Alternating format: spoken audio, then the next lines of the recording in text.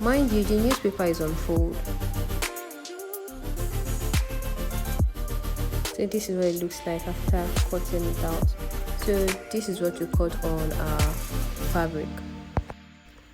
Cut out on your fabric using the pattern paper.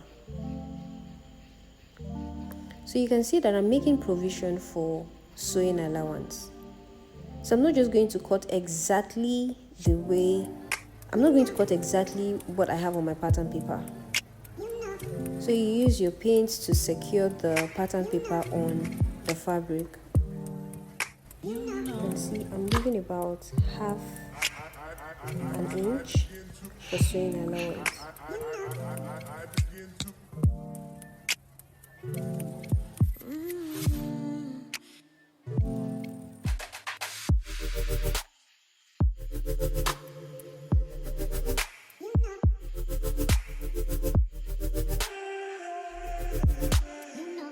Now go ahead to notch on the bust point, just a little notch, just very little notch on the bust point and the under bust. Then cut this out. Remember, we already included sewing allowance on the pattern paper, so there is no need putting any other sewing allowance by that waist side. I just go ahead to open up this part, that's for the zip. Now this same thing you've done here. Now on the zip part, just notch on the zip line, notch there, just so you know where to start sewing your zip from.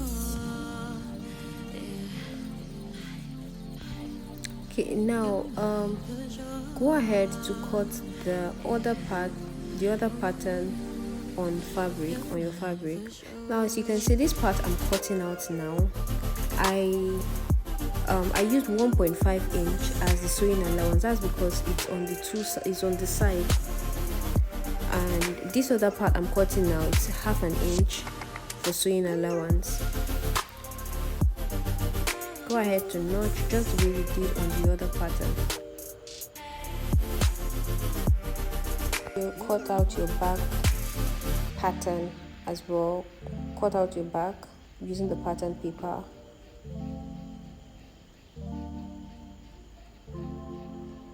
Remember, there is no zip at the back, so we're just cutting everything straight up. Just as we did for the front, you use the paints to secure the pattern paper on the fabric.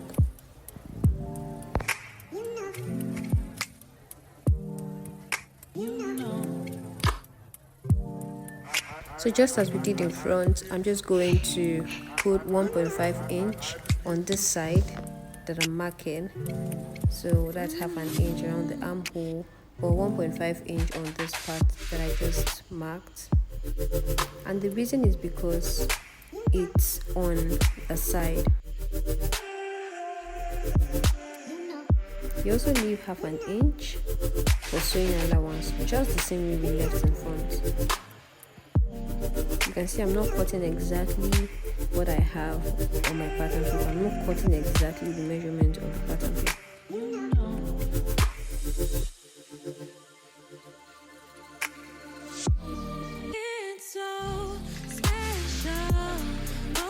Just as we did in front, I didn't put any sewing allowance around the neck. So you just go ahead to notch the center back, and you notch on the dart area. Just notch and notch too.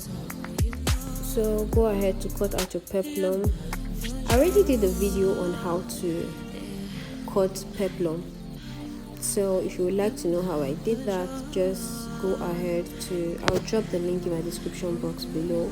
Go ahead, watch it, and you can pause this video and watch that one so you understand how to cut out peplum.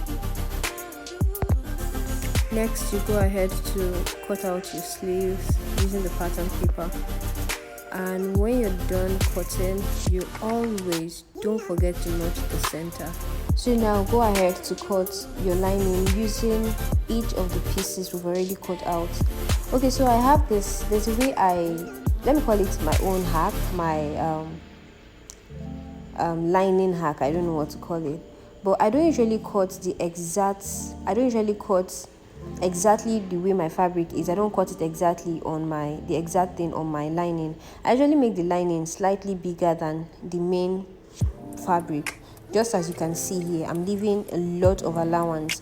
That's because there are times when I cut exactly the fabric, like exactly what I have on my fabric. I just cut it on my lining. After ironing the stay on it, I find out that the lining gets smaller or bigger than the main fabric.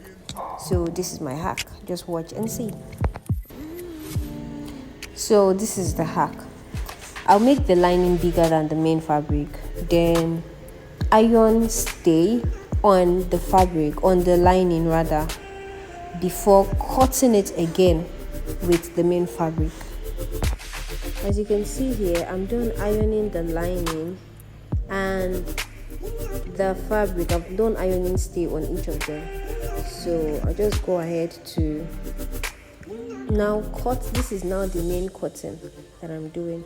So this way the lining is not smaller or bigger than the main fabric, so they're just the same.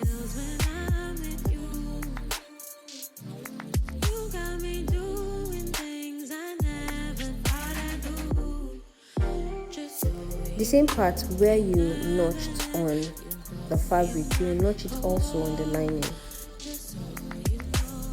So you do this for other pieces as well, just the same way we've done here. You cut lining for other pieces as well, and then you iron stay on each of them too.